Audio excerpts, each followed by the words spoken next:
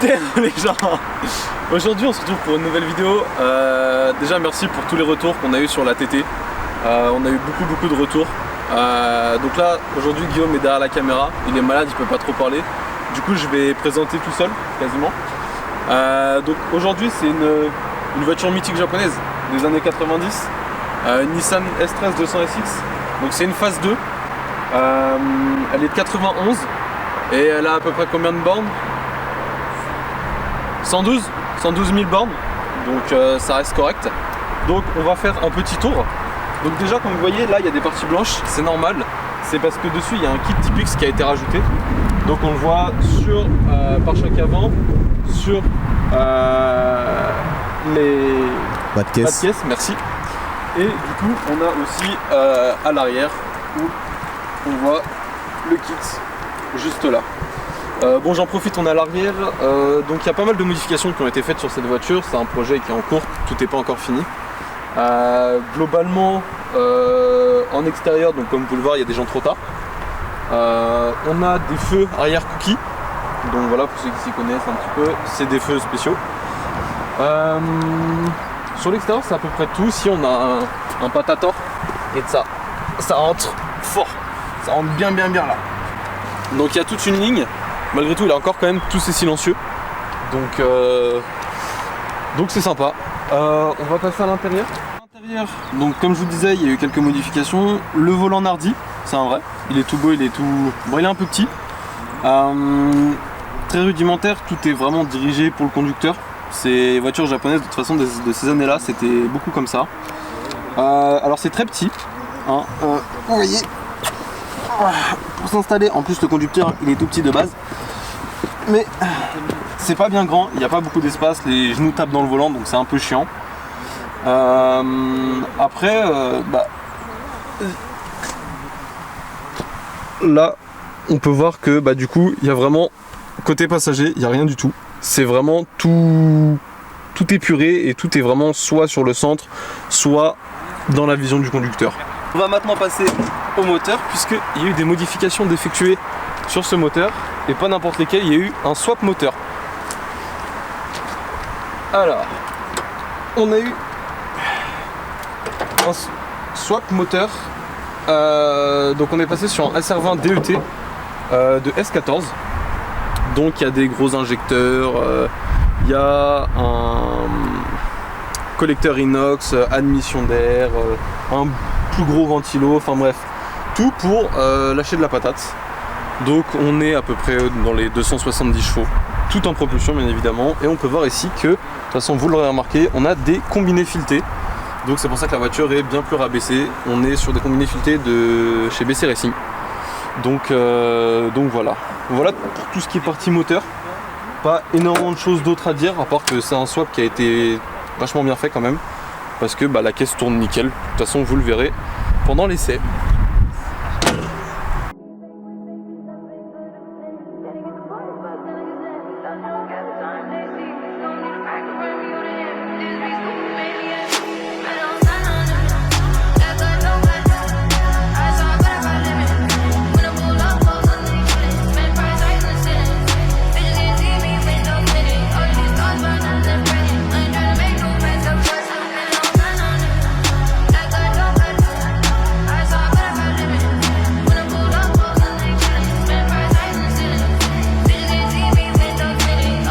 Oh c'est dégueulasse ce que je fais, je suis pas droit mec.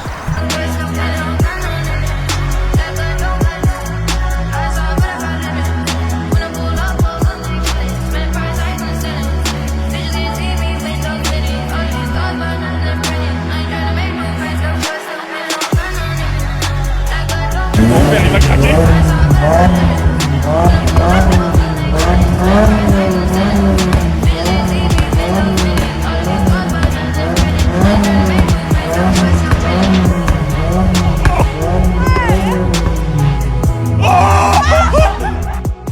Du coup l'équipe, c'est bon, j'ai récupéré les clés. On va vous faire un petit démarrage, vous allez écouter ce bruit, ce doux bruit qui fait plaisir aux oreilles. Attendez, moi je vais m'appeler de ma main. Ah oui, il est lent ce lait. Putain, tu fais toute la vidéo là. Ça va. J'avoue Antoine Ça va. S'en fout, il fera des coups.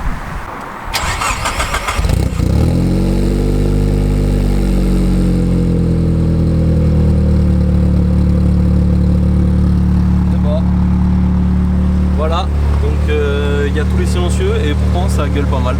Donc du coup bah on laisse Guillaume monter et puis bah, on part tout de suite sur l'essai. C'est parti.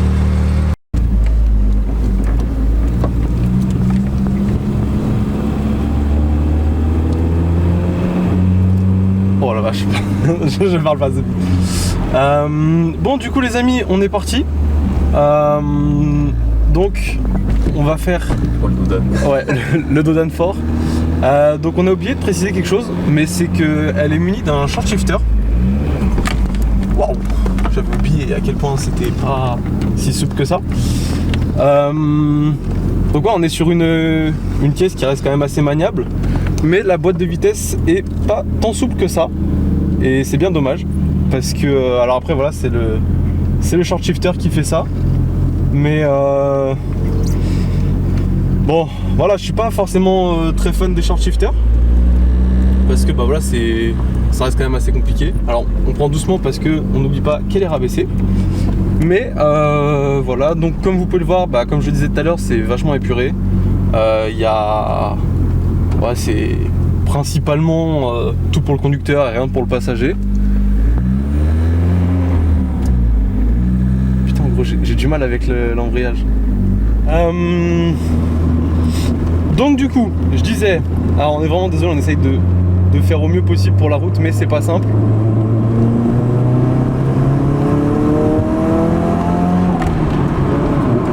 Donc c'est un moteur turbo, bien évidemment. Donc vous avez entendu le studu, enfin très léger. On essaiera le studu, on essaiera de le faire souffler plus fort tout à l'heure. Donc là on va se balader un petit peu sur quelques routes de campagne. Donc tout est à l'arrière, c'est une propulsion du coup. Donc avec le short shifter et le swap, vraiment qui fait extrêmement bien son taf. Alors c'est une voiture qui est extrêmement longue quand même. On se rend peut-être pas forcément compte comme ça de l'extérieur, mais elle est longue, surtout au niveau du capot. Alors là, on y va doucement, les combinés. Hop là, on prend soin de l'auto.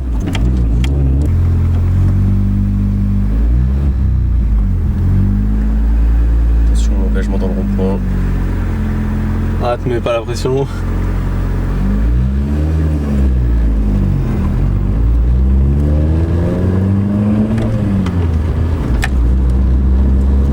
Donc c'est une caisse du coup en propulsion, donc dans les ronds-points on fait gaffe parce que ça part très très vite en crabe, surtout avec le swap qu'il y a eu dessus.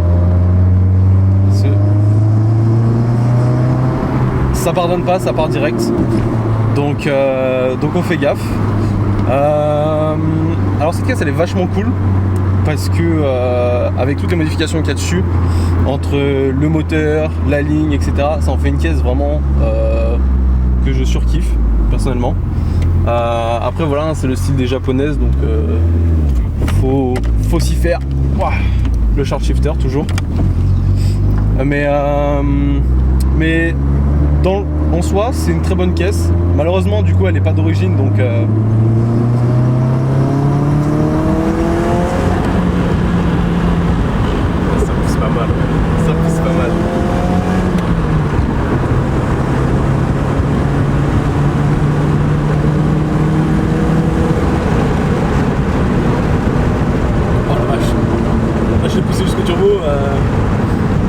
Bon, donc du coup, j'espère que vous avez entendu, on a bien entendu le turbo souffler comme il fallait.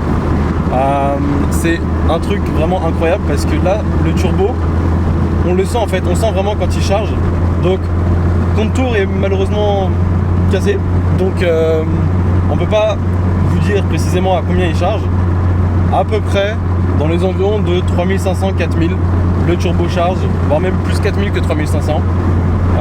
Le turbo se met à charger et ça devient une fusée, ça part droit, direct. On a malgré tout quand même une très bonne tenue de route, un châssis irréprochable. clairement. C'est le même type de châssis que la S14 et la S15, qui sont vraiment des châssis réputés pour être merveilleux, honnêtement. Après, je pense que ouais, dans les points faibles, on retrouve déjà sa taille qui est quand même vachement grande. J'ai plus la taille exacte en tête, ça c'est con, mais voilà.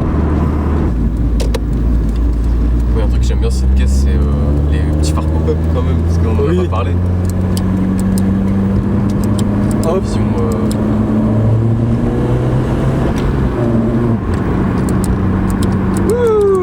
Alors, c'est pas comme la MX5 ou la MX5, donc la Miata qui a les phares pop-up. Elle a eu un entre guillemets défaut de fabrication où quand on cliquait très vite sur le bouton, comme ça, ah bah bon, bah vous l'avez pas vu malheureusement, mais ça l'a fait. En gros, les phares faisaient comme ça en fait, chacun leur tour. Ou des fois il y en avait un qui restait bloqué et donc du coup ça faisait un clin d'œil. Malheureusement sur la S13 ça le fait pas. Après bon bah il y a quand même moyen de les régler. Au niveau des phares vous avez en fait des petits caches et des petites molettes pour régler la hauteur de vos phares. Donc bien sûr ça se réinitialise en fait une fois que vous rallumez la voiture et que vous éteignez et que vous rallumez les phares. Pour la petite histoire, il y a beaucoup de gens qui ne savent pas forcément pourquoi 180 SX. En fait, on parle beaucoup de S13 180 SX, 200 SX ou 240 SX.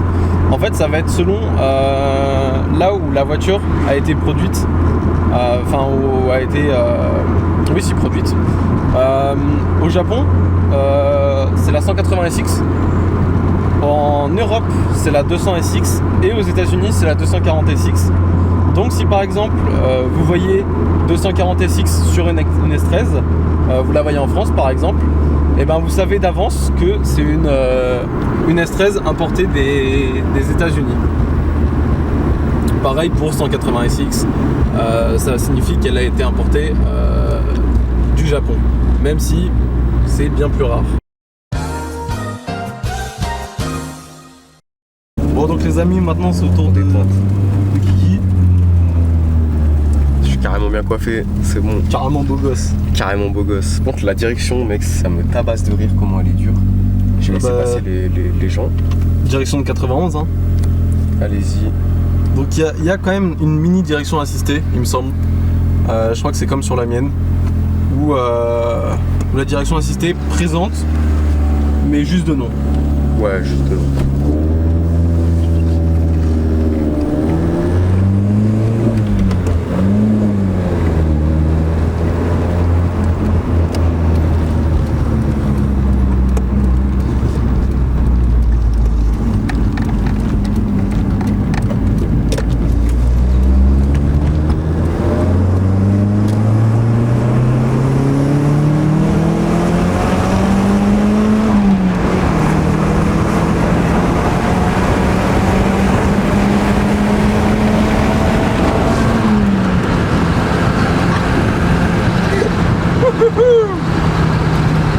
Bon, normalement vous avez entendu le turbo qui poussait quand même vachement bien. Voilà, c'est le swap de base. Dans une S13 on a le CA18 qui... Ah c'est mieux. Ok, t'avais pas la portière fermée. T'inquiète. Bref, du coup je disais, de base on a le CA18 dans la S13. Donc il reste un moteur quand même assez performant. Mais forcément le SR20 préparé comme il est, on a vraiment une puissance bien plus grosse en fait, très clairement. Est-ce que tu ressens bien la puissance là de la bête? En fait, clairement, c'est que quand on le voit, par exemple, juste dans les ronds-points, en fait, on sent que si t'appuies un tout petit peu, ça peut partir assez vite. Et ça qui est, on va dire, qui est assez intéressant ou tentant, ça dépend des gens. Mais clairement, oui, quand on voit que la possibilité de tout simplement de partir littéralement au crabe, ça peut se faire en 2 secondes. Ouais, faut vraiment faire gaffe. Après, ça dépend ça dépend aussi de comment on roule, etc. Mais clairement, là, vous voyez, là, je mets un coup de gaz, clairement, je pars. Clutch kick et hop, c'est parti. L'objectif, c'est pas de le faire. bien évidemment, parce que ça c'est pas notre voiture. C'est pas notre voiture et c'est interdit. Et en plus c'est interdit et on a envie de rester en vie. Mais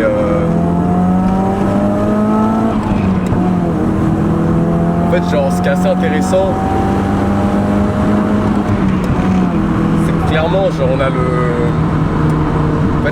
la manière de faire avec ces voitures, le fait que ça a été swap, c'est assez, ça pardonne quand même beaucoup de choses, parce que par exemple le turbo c'est assez linéaire et ça a fait plus penser à un Atmo plutôt que par exemple nous on a des amis en commun avec Iliad qui ont une Subaru ou une S13. Clairement ça fait plus on-off et ça pardonne beaucoup moins. Mais là clairement genre faut vraiment monter dans les tours pour que le turbo il se déclenche et ça fait vraiment penser à un atmosphérique. Après par contre une fois que le turbo est déclenché, là on a vraiment un gain de puissance. Enfin je trouve personnellement on a un gain de puissance quand même, tu le sens passer quoi. Genre là clairement j'appuie et là passer un certain coup on sent que vraiment. Là il vient de passer là. Ça part quoi, ça part. On va quand même respecter parce que bon c'est 50 ici, bien évidemment. Bien sûr. 50, mais clairement c'est ça qui est assez intéressant. Après ce que j'aime bien aussi c'est la manière dont le châssis se comporte. On voit vraiment que c'est un châssis qui est certes de base déjà très apprécié de la communauté japonaise pour son drift. Ouais. Et clairement ça se ressent parce qu'on sent que c'est ferme avec en plus les combinés dans la direction etc. Ça joue énormément. Donc clairement c'est assez intéressant, c'est assez plaisant quand même comme voiture parce que on pouvait s'attendre à pire. Après là on est sur une route qui est bien bitumée parce que lors de notre premier essai, parce que savoir que cette vidéo on l'a déjà tourné, du coup forcément on n'a pas de réaction de fou, mais c'est vrai que la première fois qu'on l'avait tourné on a quand même eu des bonnes réactions, c'était assez drôle. Malheureusement c'est pas notre première fois dans cette caisse là. Mais clairement genre ce qui est assez intéressant c'est que on ressent vraiment la voiture et finalement rouler tous les jours sur des bonnes routes comme ça, quand on voit qu'on est en ville, c'est pas si désagréable que ça, parce que certes on ressent comme les défauts de la route, mais franchement ça reste assez stable. Après là on est sur du bon bitume donc ça va. Mais honnêtement je m'attendais vraiment à pire, parce que vraiment la dernière fois qu'on avait essayé on était vraiment sur les routes de campagne où c'était assez dur, surtout avec les combinés du coup. Puis même on pouvait vraiment le ressentir sur la vidéo quoi, c'était vraiment pas stable. Jack là c'est pas très très stable, mais clairement il y a ça qui joue. Plus après le sentiment des combinés, d'être proche de la route etc. C'est assez plaisant. Moi qui suis pourtant pas très fan.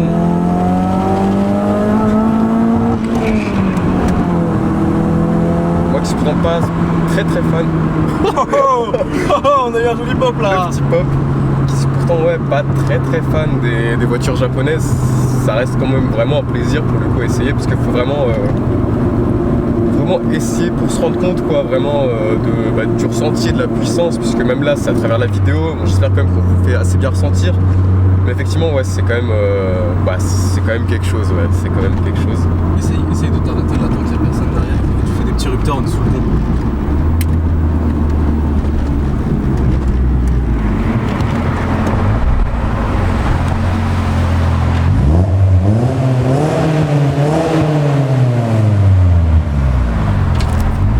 Bon, du coup voilà, c'est déjà la fin de ce petit essai automobile fort sympathique. Merci au proprio de nous avoir laissé merci à lui. l'essai, c'était vraiment cool. Donc du coup petit débrief avant qu'il pleuve. Caisse incroyable. Comme disait Guillaume tout à l'heure pendant l'essai, le turbo un peu linéaire, mais bientôt apparemment ça va y aller fort. Vraiment le swap moteur incroyable. Ça permet d'avoir une puissance et vraiment un ressenti dans la caisse qui est fou. Par rapport au CA18, je pense que c'est 20 fois plus plaisant. Après honnêtement c'est pas le genre de caisse que tu peux rouler en daily, parce que les combinés, le bruit etc. Donc c'est pas quelque chose que tu peux rouler tous les jours. Après en loisir, en week-end comme ça sur les rassos, c'est sympa, c'est vraiment très cool. En termes d'assurance, tu es à combien ? 240 € par an. Donc ça reste quand même assez raisonnable comme tarif, je trouve, en tout cas pour une caisse comme ça. Ça doit être ça. Ça doit être ça. Je t'en prie, à ton tour, mon chef, de débriefer. Non, moi personnellement, j'ai bien aimé. Comme on dit, on ressent vraiment la puissance. Un châssis qui est fait pour drifter, ça se ressent. Je plus avec les ressorts, pareil, ouais, la direction, c'est assez dur. Les ressorts, oh là là. Ouais, pardon, les combinés, Oh ouais, là, excusez-moi, je suis malade, je réfléchis à peine. Mais ouais, vraiment, on ressent que ça a du ressenti, ça a de la patate, clairement, c'est pas aussi aseptisé comme on avait pu le voir avec la TT qu'on avait essayé. Après, c'est deux époques et deux voitures différentes. C'est deux époques et complètement deux choses différentes, parce qu'il y a quand même pratiquement 30 ans d'écart entre les deux. Mais effectivement, ouais, c'est quand même assez cool, assez plaisant, un bon ressenti. Et ouais, honnêtement, ça va. Ça achète. Dans les prix aujourd'hui, pour en trouver une d'origine en bon état, on est à peu près dans les 18-20 000. Maintenant, ouais, 18-20 000. Toi, tu l'avais acheté. Ouais, donc voilà, donc il l'a acheté 15 000 €, 100 000 bornes toutes d'origine, et donc du coup, après, il y a eu énormément de frais. De toute façon, comme on vous a présenté, le swap moteur, le kit Typix, des jantes, les combinés, enfin tout ça, ça revient à quand même un certain coût. Mais au final, on se retrouve avec une voiture très sympathique et magnifique en tout cas. Bon, et faut s'abonner maintenant. N'hésitez pas à vous abonner, mettez un like, un commentaire. Vous allez sur nos Instagram, il y a l'Instagram de Guillaume, le mien, celui du propriétaire qui seront dans la description si vous voulez suivre l'avancée de la S13. Et nous on se dit à bientôt. Si vous voulez qu'on essaye vos voitures, vous nous envoyez des messages sur Instagram à Guillaume ou à moi et on vous répondra et ça sera avec grand plaisir. Sur ce, des bisous, double ciao. Ciao.